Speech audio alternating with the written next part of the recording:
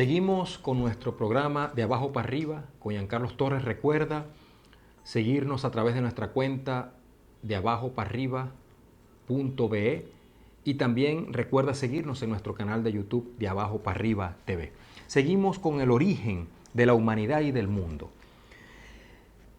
Como si se tratara de algo simple, la creación del hombre y la creación del mundo, el capítulo 3 y 4 del libro del Génesis introduce otros elementos que realmente complican de alguna manera la comprensión de los orígenes del mundo, y es el rol de la serpiente en este nuevo inicio de la creación y del mundo, y de qué es lo que es la serpiente, qué rol cumple la serpiente entre Adán y Eva. En este capítulo 3 entonces se produce el famoso episodio del pecado de Adán y Eva. La serpiente conversa con Eva, tienta al hombre y a la mujer y le pregunta a la mujer que por qué no come del árbol del cual Dios le había dicho que no comiera.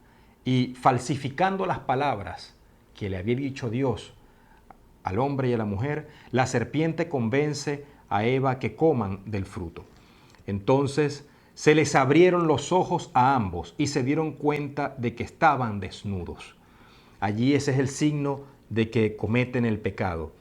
Y es entonces cuando Yahvé llamó al hombre y le dijo: ¿dónde estás? Una palabra, una frase, una pregunta que quiere evocar que el hombre estaba como perdido en el Edén. El hombre entonces culpa a la mujer y la mujer luego culpa a la serpiente. Es entonces cuando Dios acomete las sanciones en contra de la humanidad y en contra del animal, y es allí cuando entonces son expulsados del Edén y del paraíso. Luego en el capítulo 4 entonces viene el episodio de Caín y Abel y el primer asesinato.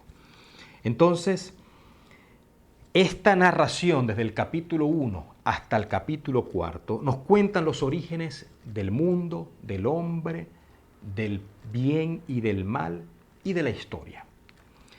Este relato, visto de esta manera, de una manera lineal, nos pone muchos problemas.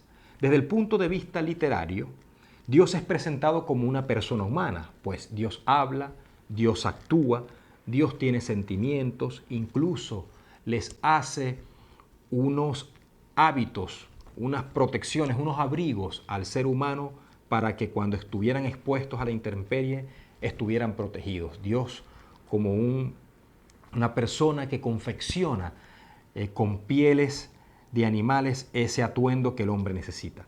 La creación aparece como una obra contada y creada en 7 días, como si el mundo que conocemos hubiera sido creado en 7 días, como lo conocemos hoy el tiempo. El hombre es modelado por Dios a partir de la arcilla. Y la serpiente habla con Eva. Estos signos literarios nos llevan a tener la seguridad de que la Biblia no puede ser tomada al pie de la letra, que hay que entenderla. Hay que entender el narrador, lo que quiere decir el narrador y cómo cuenta el narrador las historias. Y hay que entender entonces que son historias llenas de símbolos, de imágenes, de figuras que evocan otras realidades diferentes a las que están aquí escritas. Las serpientes no hablan, ni han hablado las serpientes anteriormente. Entonces todo esto nos hace pensar: ¿y será que Adán y Eva no vivieron? ¿Será que Adán y Eva, como fueron creados por Dios y según el hebreo y según lo que cuenta la historia, es la evocación de que Dios creó la humanidad? ¿Qué quiere decir que el hombre es expulsado del paraíso? Porque no podemos pensar que todos estos elementos literarios sean narrados así al pie de la letra. Y es entonces cuando surgen también ciertos problemas teológicos. Esta interpretación lineal de la historia contada de esta manera y de esta historia cronológica como la cuenta el Génesis tiene ciertos problemas. Es como si Dios hubiera creado a un hombre en el paraíso, a un hombre y a una mujer en el paraíso. se equivocaron, cometieron el pecado, y es entonces cuando son expulsados de ese paraíso y comienza la historia. Comienza esta historia terrenal nuestra, esta que conocemos nosotros. Y es como si existiera un hombre puro antes de la expulsión del paraíso, un hombre eterno, un hombre creado para la vida eterna que vivía en un paraíso, en un Edén para toda la eternidad, pero que luego cuando se equivoca entonces cae en el pecado y es expulsado del paraíso, y entonces surge un hombre pecador, este que somos nosotros, este que soy yo, este que eres tú, este que somos todos nosotros. Como si hubiera existido un Adán puro y como si hoy existiera un Juan Pedro pecador. Como si Dios hubiera creado primero un hombre, que hoy no lo podemos ver, no lo conocemos, un hombre que no moría, que estaba destinado a la eternidad, y hoy existiera entonces un hombre pecador, un hombre que nace, se desarrolla, vive y muere. ¿Es esto cierto? ¿Es así como Dios creó la humanidad? ¿Es esto lo que quiere decir el texto del relato bíblico del Génesis? No. Esto precisamente no es lo que quiere contar el libro del Génesis. El libro del Génesis nos cuenta un Dios omnipotente y un Dios alfarero. Narra un ser humano que es superior a todas las criaturas, a todas las formas de vida, porque existe entonces la vida humana, la vida animal y la vida vegetal en ese orden de importancia según el libro del Génesis. Pero entonces también habla de que el hombre fue creado para labrar y cuidar este mundo. Y tenemos la serpiente que quiere decir esa concupiscencia, esa fuerza interior que lleva el hombre, ese instinto que está dentro del hombre, que habla con el hombre, que habla con la mujer y que nos genera y nos conduce hacia el error, hacia la desobediencia, hacia querer ser como Dios, a querer incluso parecernos a Dios y a querer actuar como Dios. Entonces, Dios no es un humano que habla.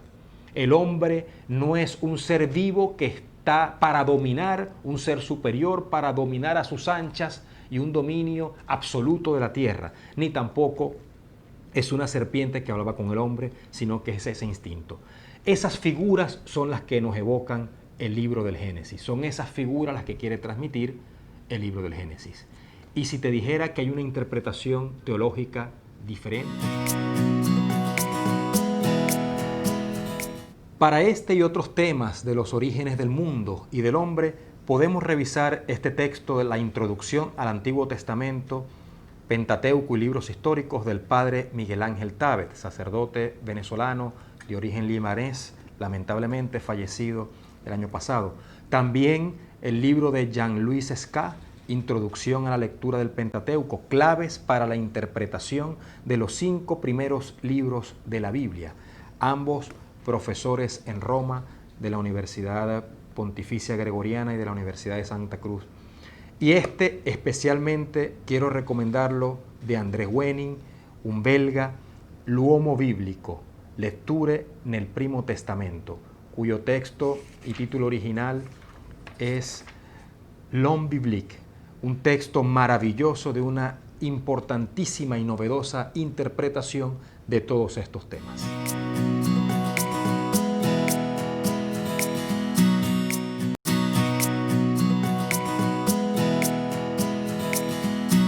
Continuamos con De Abajo para Arriba con Giancarlos Torres, hablando específicamente de los orígenes del mundo y del hombre, sobre la historia de Adán y Eva, el pecado y la historia humana. Los problemas literarios y teológicos entonces contenidos en estos capítulos del libro del Génesis nos llevan a afirmar que Dios no creó un hombre puro que no existe y un hombre pecador que somos nosotros, que había creado un Edén, un paraíso en esta tierra que luego desapareció y el hombre pecador pasa a ser parte de esta historia que nosotros conocemos. En realidad no es así. La interpretación teológica de estos textos tiene que tener en cuenta las figuras, los símbolos empleados para transmitir otras realidades diferentes a las literarias escritas por el narrador. Y es que existe una sola historia, nunca ha existido una prehistoria precedente a la creación del ser humano. No es que ha existido una prehistoria celestial en esta tierra creada por Dios y luego existe esta triste historia donde nosotros vivimos. No, esta es la historia creada por Dios. Cuando Dios creó el cielo y la tierra, cuando Dios creó al ser humano, es esta tierra que nosotros vemos, este cielo que nosotros vemos, es este ser humano, somos nosotros. Pues este es el hombre que creó Dios, nosotros, así como somos, así pecadores, así nos creó Dios. Nos creó con esta condición humana que tenemos, esa serpiente que está dentro de nosotros, este realismo humano que al mismo tiempo es el que nos lleva a dominar ese instinto, a dominar esa fuerza interior, esa concupiscencia, esa fuerza que nos hace que podamos inclinarnos al bien y al mal. Cuando Dios nos hace dominadores, no nos hace dominadores de las aves, de la tierra, del clima, de los animales, para poder destruir la creación que Él nos confió. No, nos hace dominadores de esa brama, de esa realidad interior que nosotros tenemos, que nos hace a veces querer desafiar a Dios, que nos hace a veces soberbios y nos olvida que debemos ser humildes ante Dios y que nos hace ser como dioses. En ese sentido, Dios nos hace dominantes de nosotros mismos. Al mismo tiempo, esa criatura que nosotros somos es una criatura capaz de crear historia, capaz de crear el bien y tratar de cuidar y trabajar este mundo que Él nos confió. Entonces, estos relatos tienen unas novedades en relación a relatos del antiguo Medio Oriente, pues en aquella época existían muchos dioses. En estos relatos es un Dios único. El hombre y la mujer son seres iguales, como lo somos seres iguales el hombre y la mujer de hoy. Y también le confía a ese hombre y a ese ser viviente el dominio y el gobierno de la tierra. Pero si yo te dijera que también es posible una interpretación de los orígenes del bien, del origen del mal y del ser humano, que tuviera más bien una connotación biográfica. Y si es que durante la escritura de estos relatos se fue desarrollando una conciencia biográfica del ser humano.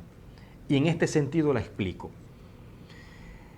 Y si la creación de Dios, cuando Dios crea al hombre, nos hace pensar en la procreación, en la creación misma de nosotros cuando nacemos, por esa conexión y esa relación entre el hombre y la mujer. Y si en el Edén, en ese paraíso, es precisamente cuando Dios nos pone a nosotros en este mundo para que vivamos y para que nos desarrollemos. Y dice el relato que cuando Dios creó al ser humano y lo pone en el Edén, ellos andaban desnudos sin vergüenza. Y es que nosotros, cuando nacemos y somos niños, andamos desnudos y no nos da vergüenza. Y si es que el pecado y la expulsión del Edén puede coincidir más bien con nuestra adolescencia y nuestra primera juventud, cuando sucede esa realidad en nuestras vidas de que nosotros como adolescentes conocemos el bien y el mal, adquirimos conciencia del bien y el mal. Es ese clic que se dispara en el hombre, en la interioridad del ser humano y lo hace ser consciente del bien y el mal. Ese momento posterior a la infancia que se genera en la adolescencia, en esa primera juventud, cuando el hombre entonces es consciente del bien y el mal y tiene experiencia del pecado. Y si es allí que es entonces cuando el escritor sacro tiene conciencia de esa realidad humana y es entonces cuando escribe esa expulsión del paraíso, esa expulsión del estado espiritual en el que el hombre se encuentra en su vida, de que no tiene experiencia con el pecado y salta entonces como si fuera un segundo estadio psicológico y del ser humano, y es cuando toma conciencia del pecado.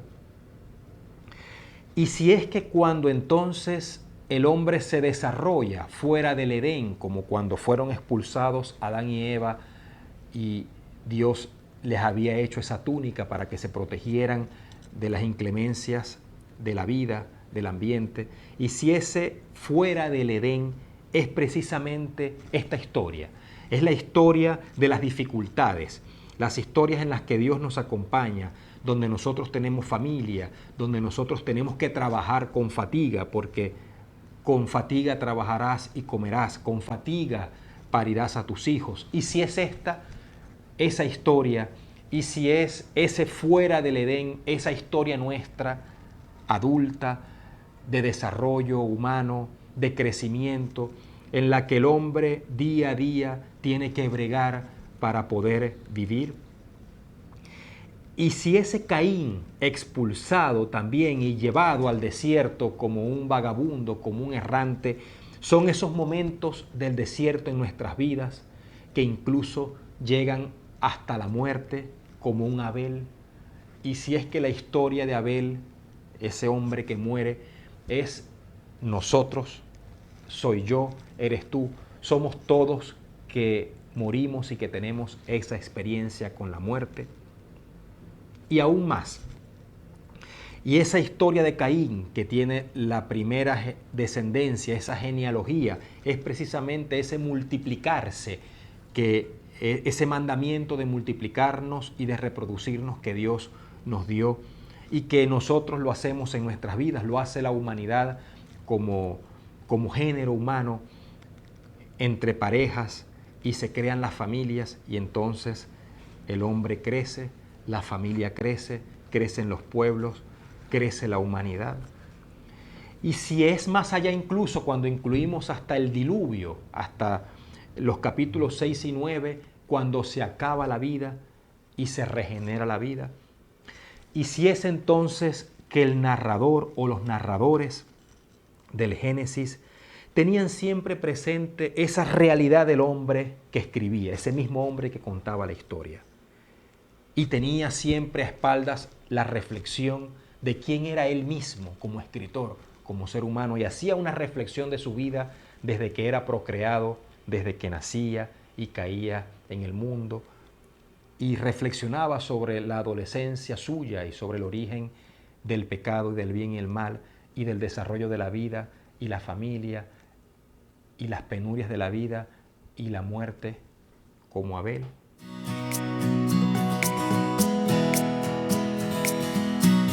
Que los niños los trae una cigüeña. Y esas historias cuentan a través de símbolos, de figuras, de imágenes literarias y culturales, el origen del ser humano. En este sentido, el libro del Génesis también cuenta a su modo, con su cultura, con su entorno, con su vocabulario, sus imágenes y símbolos, el origen del mundo, del ser humano, del bien y el mal, y qué sucedió con el ser humano cuando fue creado por Dios. Por supuesto, para todos los cristianos, estos textos inspirados por Dios, pertenecientes al ciclo y al conjunto de libros bíblicos, nos transmite siempre una verdad teológica que tenemos que descubrir, que tenemos que estudiar, que tenemos que leer, que tenemos que analizar y a partir de la cual tenemos nosotros que crecer como seres humanos a nivel del conocimiento, a nivel de la ciencia y a nivel de cultura y de la fe. Este libro maravilloso de los orígenes del mundo nos cuenta entonces cómo nació el hombre y cómo nació el mundo. Pero si vamos a buscar la tumba de Adán y Eva, si vamos a buscar dónde fueron enterrados, si la arqueología se preocupara por ir a buscar específicamente el lugar exacto donde Adán y Eva murieron, no lo vamos a encontrar, porque Adán y Eva no vivieron como tú y como yo, no vivieron en esta historia. Simplemente el relato, el texto, la verdad del texto quiere decirnos que Dios creó a Adán, y Adán significa humanidad. Dios creó al ser humano, Dios creó la humanidad, En Dios está el origen de la vida, más allá de lo que pueda suceder y cómo haya podido suceder.